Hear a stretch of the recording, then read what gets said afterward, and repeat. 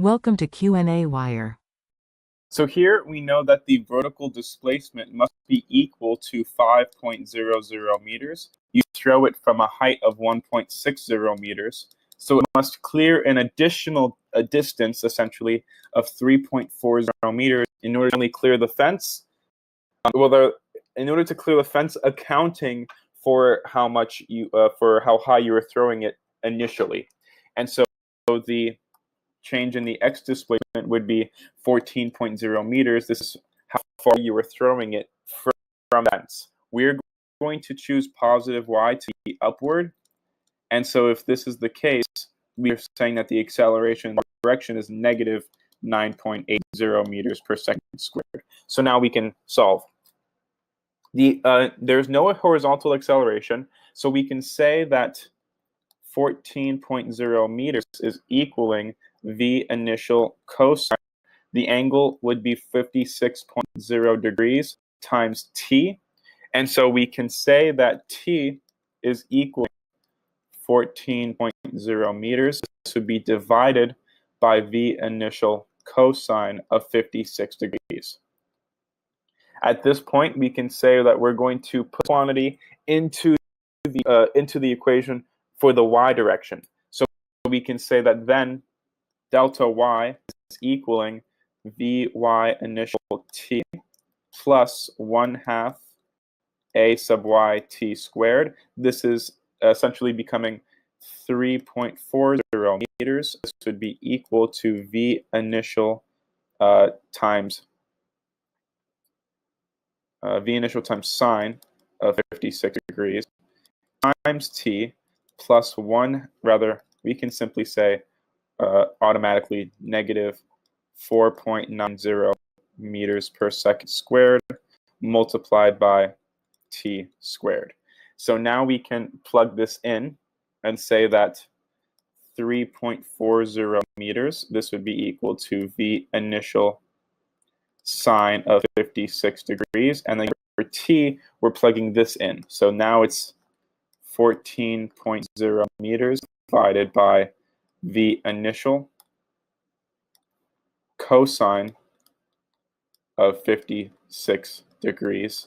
And then this would be plus, or we can say rather, minus 4.90 meters per second squared. And this would be multiplied by 14.0 meters divided by v initial cosine of 56 degrees, quantity squared. Solving for v initial after plugging in, this is already plugged in. We don't have any extra variables, so you can just plug this directly into your calculator, use your solve function in your TI-84, 85, or 89, and solve for v initial. We find that v initial is equaling 13.3 meters per second. This would be your answer for A. This would be the initial velocity that you must throw the rock in order for it to clear the fence. Now, we know that here we're trying to find the distance beyond the fence. So we can say that here, for part B, the initial velocity of the rock is going to be equaling 13.3 meters per second multiplied by cosine of 56 degrees. And this would be equal to the initial velocity of the rock in the x direction. And when it lands on the ground, we can say that delta y is equaling negative 1.60 meters. Because you threw it from an initial height of 1.60 meters, we're choosing that to be the origin, and so delta y would be negative 1.60 meters when it hits the ground.